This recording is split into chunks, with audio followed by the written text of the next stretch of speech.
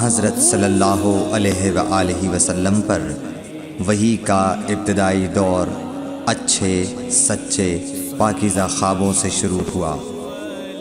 آپ خواب میں جو کچھ دیکھتے وہ صبح کی روشنی کی طرح صحیح اور سچا ثابت ہوتا۔ پھر من جانب قدرت آپ تنہائی پسند ہو گئے اور آپ نے غار حرا میں خلوت نشینی اختیار فرمائی اور کئی دن اور رات وہاں مسلسل عبادت اور یاد الہی و ذکر میں مشغول رہنے لگے۔ جب تک گھر آنے کو دل نہ چاہتا توشہ ہمراہ لیے ہوئے وہاں رہتے۔ توشہ ختم ہونے پر ہی اہلیہ محترمہ حضرت خدیجہ رضی اللہ تعالی عنہا کے پاس تشریف لاتے اور کچھ توشہ ہمراہ لے کر پھر وہاں جا کر خلوت گزین ہو جاتے۔ یہی طریقہ جاری رہا یہاں تک کہ آپ پر حق منکشف ہو گیا اور آپ غار حرا ہی میں قیام پذیر تھے کہ اچانک حضرت جبرائیل علیہ السلام آپ کے پاس حاضر ہوئے اور کہنے لگے کہ اے محمد پڑھو۔ آپ فرماتے ہیں کہ میں نے کہا کہ میں پڑھنا نہیں جانتا۔ آپ صلی اللہ علیہ وسلم فرماتے ہیں کہ فرشتے نے مجھے پکڑ کر اتنے زور سے بھینچا کہ میری طاقت جواب دے گئی۔ پھر مجھے چھوڑ کر کہا پڑھو۔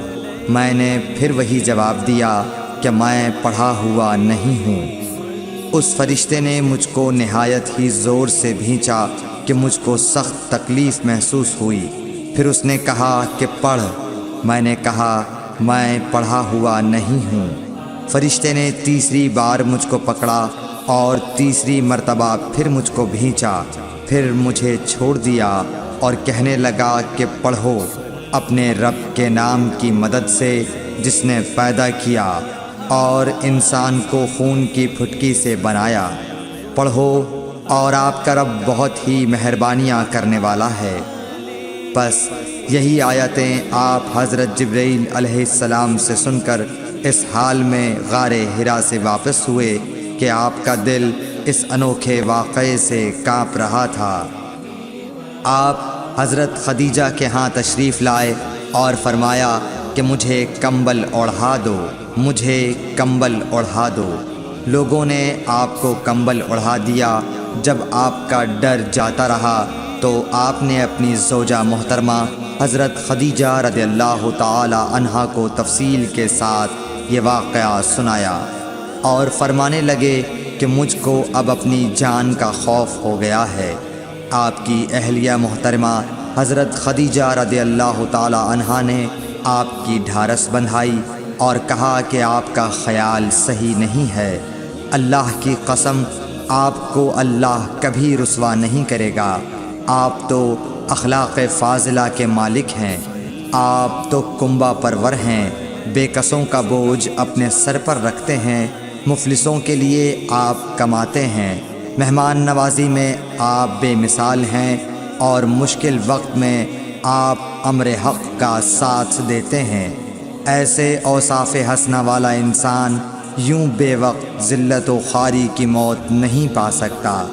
پھر مزید تسلی کے لیے حضرت خدیجہ رضی اللہ تعالی عنہا آپ کو ورقہ بن نوفل کے پاس لے گئیں جو ان کے چچا زاد بھائی تھے اور زمانہ جاہلیت میں نصرانی مذہب اختیار کر چکے تھے اور عبرانی زبان کے کاتب تھے۔ چنانچہ انجیل کو بھی حسب منشائے خداوندی عبرانی زبان میں لکھا کرتے تھے۔ انجیل سریانی زبان میں نازل ہوئی تھی، پھر اس کا ترجمہ عبرانی زبان میں ہوا۔ ورقہ اسی کو لکھتے تھے۔ وہ بہت بوڑھے ہو گئے تھے، یہاں تک کہ ان کی بینائی بھی رخصت ہو چکی تھی۔ حضرت خدیجہ رضی اللہ تعالی عنہا نے ان کے سامنے آپ کے حالات بیان کیے اور کہا کہ اے چچا زاد بھائی، اپنے بھتیجے محمد صلی اللہ علیہ وسلم کی زبانی ذرا ان کی کیفیت سن لیجئے۔ وہ بولے کہ بھتیجے آپ نے جو کچھ دیکھا ہے اس کی تفصیل سناؤ۔ چنانچہ آپ صلی اللہ علیہ وآلہ وسلم نے از اول تا آخر پورا واقعہ سنایا، جسے سن کر ورقہ بے اختیار ہو کر بول اٹھے کہ یہ تو وہی ناموس معزز رازدان فرشتہ ہے جسے اللہ نے حضرت موسیٰ علیہ السلام پر وحی دے کر بھیجا تھا۔ کاش میں آپ کے اس عہد نبوت کے شروع ہونے پر جواں عمر ہوتا، کاش میں اس وقت تک زندہ رہتا جب کہ آپ کی قوم آپ کو اس شہر سے نکال دے گی۔